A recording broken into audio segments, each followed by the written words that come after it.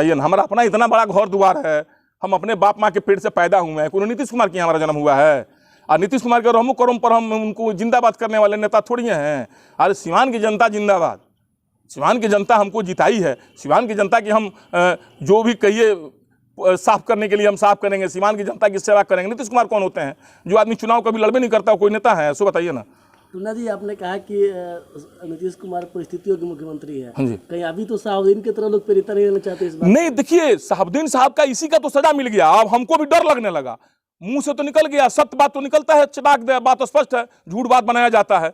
सच बात हमारे मुंह से भी एक बार की बात निकल गया कि मुख्य परिस्थितियों के ही मुख्यमंत्री हैं नीतीश कुमार। पिछले बार वो 2 नंबर की पार्टी थे और मुख्यमंत्री बन गए, इस बार 3 नंबर में ढेला गए और तभी भी मुख्यमंत्री बन गए। वो पिछले जन्म के तो भाग्यशाली हैं, वो परिस्थितियों के तो मुख्यमंत्री है ना जी।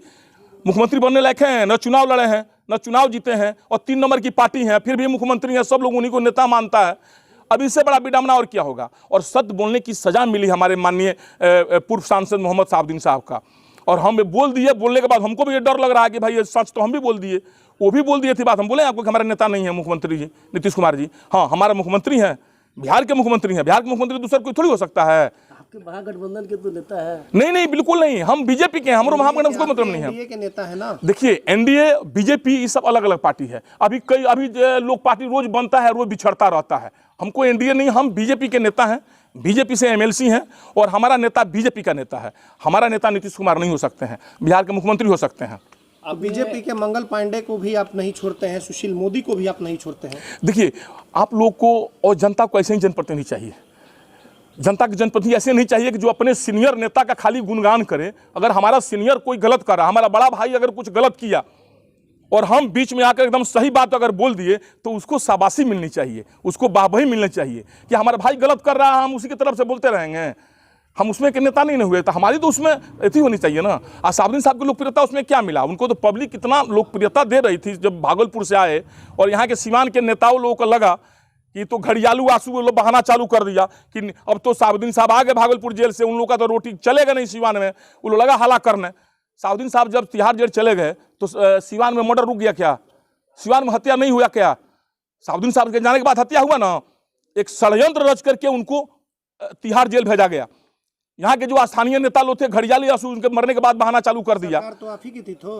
अरे सर देखिए, सरकार हमारी थी, घड़ियाली आंसू तो अभी जैसे यहाँ पर अनशन प्रदर्शन तो आप ही लोगों ने किए, मैंने आप लोग मतलब यहाँ के जो नेता लोग किए, चाहे हमारा दल हो चाहे किसी का दल हो। हम दल के नहीं, हम नेता की बात कर रहे हैं ना, पार्टी की बात तो नहीं की। हम तो पार्टी की बात अभी आपसे एक मिनट हम पार्टी की बात बोल रहे हैं। साहबुद्दीन, एक मिनट नहीं सुन लिया जाए, हमारा ही दल बीजेपी या फिर ये जेडीयू की जो सरकार है, इसमें क्राइम पूरा चरम पर है, किसी की बिल्कुल इसमें कहीं दो राय है ही नहीं सर। देखिए आप जो पार्टी, हमारा दल का नाम लिए ना, हमारा ही दल बीजेपी ही। आडवाणी जी ने, क्या नाम है, अटल बिहारी वाजपेयी ने बेस्ट सांसद का पुरस्कार दिए थे उनका। तो पार्टी की जहां बात आती है तहां तो ये भी बात आप कह सकते हैं ना। दरअसल यहाँ के जो नेता 2-4-10 थे जिनको साहबुद्दीन साहब से डर लगता था, जो राजनीतिक डर था, घड़ियालू आंसू बहाते थे खाली, समझ गए, वो चाहते थे कि साहबुद्दीन साहब सीवान में नहीं रहे। अगर आज साहबुद्दीन साहब सीवान जेल में रहते तो उनकी स्थिति ये नहीं हुई रहती, ये आप जान जाइए।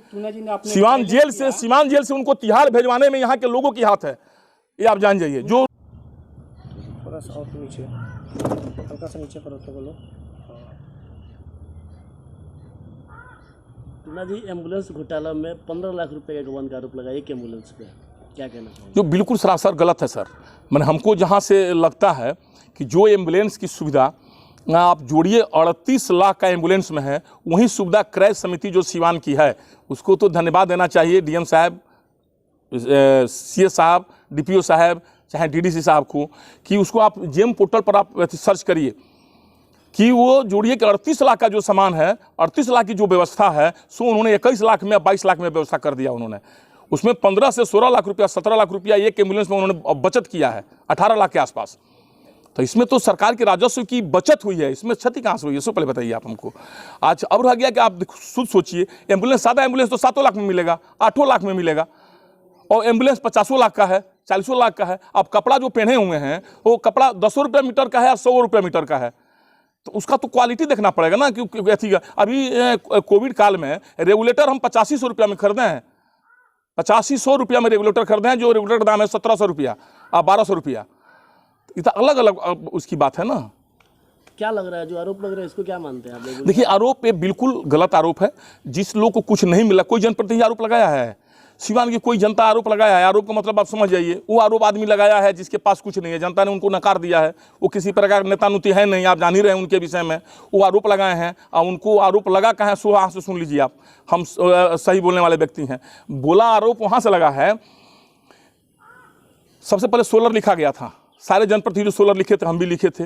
सोलर में थोड़ा सा गड़बड़ी हमको सुनने के आया, हम सबसे पहले सोलर पर कंप्लेंट कर दिए और कंप्लेंट करके लिखे कि सर सोलर पर बहुत बड़ा गलती है, इसमें आप जांच कराइए।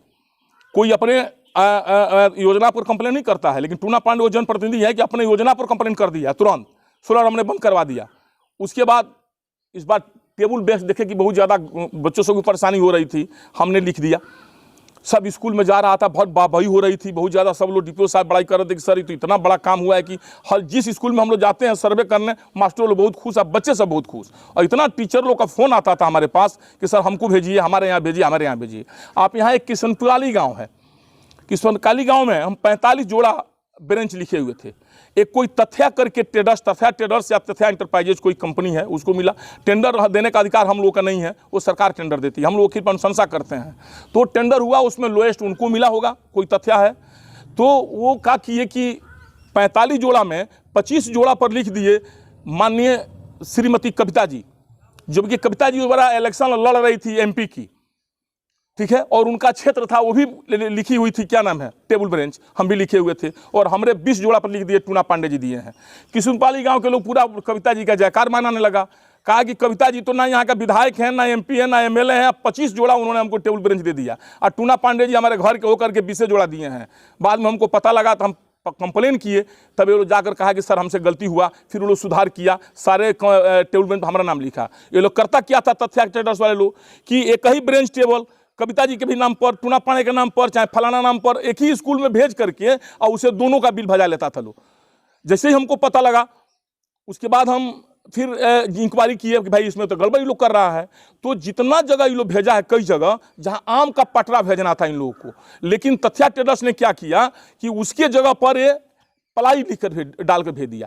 वो तो गलत काम किया भाई, ये तो घोटाला हो गया। घोटाला उसको न कहेंगे, आम के जगह पर पलाई आप ठोक दिए, घोटाला किसको कहेंगे, उसको न कहेंगे।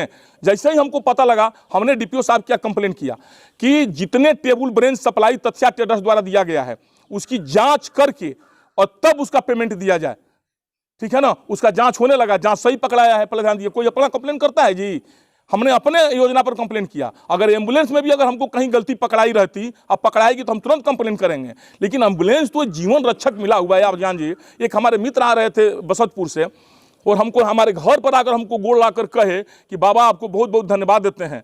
हम बोले क्या बात है? तो 2 आपको एम्बुलेंस देखे हैं कि एकदम बत्ती बजाते हुए 2 मरीज लेकर के पटना जा रही थी। आप बताइए कि 2 एम्बुलेंस अगर वो वेंटिलेटर सहित जा रही है और 2 मरीज को जान बचा दी, कितना कीमत का है? आप ही हमको बताइए इस बात को। क्या लग रहा है कि एम्बुलेंस में घोटाला नहीं हुआ है? कोई घोटाला नहीं हुआ है हमारे हिसाब से। वैसे हम तो इंजीनियर हैं नहीं, हम कुछ है नहीं, लेकिन जो L1 था, 3 आदमी टेंडर डाला, L1 जो था उसको टेंडर सरकार ने दिया, वो सरकार ने दिया, उसमें तो हमारा काम भी नहीं है। लेकिन जब घोटाला वही जांच कराएंगे ना। अब जांच कराने के बाद प्रत्यक्ष होगा ना, जब आप आरोप लगाए हैं तो उसका जांच होगा ना भाई। जांच तो नहीं होगा, बगैर जांच किए हुए कह दिया जाएगा तो आप कैसे करिएगा? डीएम साहब जो आपको बोले हैं वो जांच करा रहे हैं, हो सकता है कहीं भाई मिस्टेक हुआ हो, हम माइक्रो तरह से भी एकदम सूक्ष्म रूप से इसको हम जांच करेंगे, कहीं अगर गलती हुई तो उसको फिर सुधार किया जाएगा। लेकिन इस तरह की कहीं नहीं है, ये आप जान जाइए। 38 लाख का एम्बुलेंस सर 22 लाख में मिला हुआ है। और जो लोग आरोप लगा रहा है ना, अगर हमारे पास फंड आएगा, हम अगर रहेंगे तो 50 लाख का एम्बुलेंस हम लिखेंगे, किसी कहने तो थोड़ी होगा। उन लोगों की आपसी लड़ाई थी, वो तथ्या ट्रेडर्स की लड़ाई है कि इंद्रासन को न मिले, इंद्रासन की लड़ाई तथ्या को न मिले। हमको इससे क्या मतलब है भाई, समझ में कुछ नहीं आ रहा है इन लोगों को। तथ्या अपना टेबल बेंच जो दिया है वो अपना बचाए ना ब्लैक लिस्टेड होने से। पहले तथ्या बचाए कि ब्लैक लिस्टेड किस तरह हो रहा है कि नहीं हो रहा है, क्या कर रहा नहीं कर रहा। वो इंद्रासन पर कर रहा है, इंद्रासन उस पर कर रहा, उससे जनप्रतिनिधि को क्या मतलब है भाई? आप टेंडर डाले हुए हैं, आप ही क्यों नहीं एथी का टेंडर डाल दिए, क्या नाम, एम्बुलेंस का डाल दिए? तो वो लोग आपसी लड़ाई में सब कर रहा लो। नेता लोग जो हारे हुए नेता लोग हैं, जो जिनको कोई सरोकार नहीं है, जनता नकार चुकी है, अपना वो सब कंप्लेन कर रहा लो। इतना देखा जाए नीतीश कुमार जिस तरह घोटाला हुआ है दारू वाला, आपसे बोले ना, आप लोग बोले कि नीतीश कुमार क्यों पर्सनल हमलावर रहते हैं आप। हम बोले कि हम व्यक्तिगत उनसे हमलावर रहते हैं उनके नीतियों से, जो उन्होंने शराब के साथ कांड किया। शराब कांड कोई खोलबे नहीं करता है, हम खोलेंगे। थोड़ा अभी है ना, माननीय है, अभी थोड़ा हमको चुनाव लड़ना नहीं है हमको चुनाव। पहले ही कह चुके हैं कि साहबुद्दीन साहब के परिवार के लोग जब तक चुनाव नहीं सदन में नहीं जाएगा, हम चुनाव जिंदगी में नहीं लड़ेंगे। हमको थोड़ा बैठने दीजिए। उसके बाद हम 2009 में जो कांड हुआ है शराब का, उस लाइन में हम थे ना। शराब 2009 में टेंडर हुआ। देखिए यहाँ देखिए सर, उस टाइम वही मुख्यमंत्री थे और 2012 में वही मुख्यमंत्री थे। अब सारी पोल अभी खोल देंगे तो बात बिगड़ जाएगी ना। हम पूरा तथ्य के साथ सामने लाएंगे ना कि नीतीश कुमार ने कैसे घोटाला करवाया अपने लोगों से, शराब में कैसे घोटाला कराया, इसीलिए उन्होंने दारू बंद करवाया। उनको जेल जरूर भिजवाइएगा भाई। जब घोटाला खुलेगी तो जाना ही है। जब चारा घोटाला में श्री लालू जी अंदर आप जेल चले गए तो क्या शराब घोटाला में नीतीश कुमार नहीं जेल जा सकते हैं क्या? बहुत गंभीर आरोप लगा रहे हैं सर। होते हुए देखिए हम गंभीर नहीं, सत्य आरोप लगा रहे हैं। आपको अगर किसी राष्ट्रीय चैनल को लाना है लाइए, हम 2-4 गो तथ्य देते हैं, उसका इंक्वायरी निकलवा लीजिए। उस बार का उस टाइम का टाइम्स ऑफ इंडिया में निकला हुआ था 2012 में। बात समझ गए? इसको लोग गंभीरता से नहीं लिया, सरकार इसको दबा दिया। नीतीश कुमार को तो रहता है ना एक कान से निकाल लीजिए। अभी पप्पू जी के साथ क्या हो रहा है? पप्पू जी कितना बड़ा क्रिमिनल है उसको बताइए। जब जनता को आदमी सेवा कर रहे हैं और उसके बाद उनको जेल भेज दिया गया। अब टूना पांडे इतना बोल रहा है, हो सकता है टूना पांडे के जवान दबाने के लिए कुछ कर दिया जाए। ये तो उसकी राजनीति है उनकी ना। लेकिन हम एक पोल खोलेंगे, अगर नीतीश कुमार में हिम्मत है राष्ट्रीय चैनल पर आ जाए, अपने प्रवक्ता को भेज दें। और हमारे वीआईपी से वीआईपी लेखा विभाग से सोखा विभाग जो आता है ना, जो इंक्वायरी करने वाला, हम खाली तथ्य बताते हैं, उस पर इंक्वायरी कर लिया जाए। अगर नीतीश कुमार दोषी नहीं हो जाए तो हम आजीवन उनका गुलाम बनकर रहेंगे। इतना कमी होने के बाद भी आप लोग क्यों मुख्यमंत्री बनाए नीतीश कुमार? हम लोग कहाँ बनाए भाई सब? अरे सर, तो हमारी पार्टी, हमने वोट उनको दिया नहीं। अगर हम एमएलए रहते ना तो हम अकेले उनके विरोध में वोट देते, पहले हमको पार्टी भले निकाल देती। हमने नीतीश कुमार को कभी मुख्यमंत्री माना ही नहीं, अपना दल का नेता माना ही नहीं। बिहार के मुख्यमंत्री हैं, हमको भी जरूरत पड़ेगा तो उनके पास जाएंगे ना। मजबूरी तो है, मुख्यमंत्री तो वही ना है, लेकिन नेता हमारा नहीं हो सकते हैं। बात तो स्पष्ट है सर।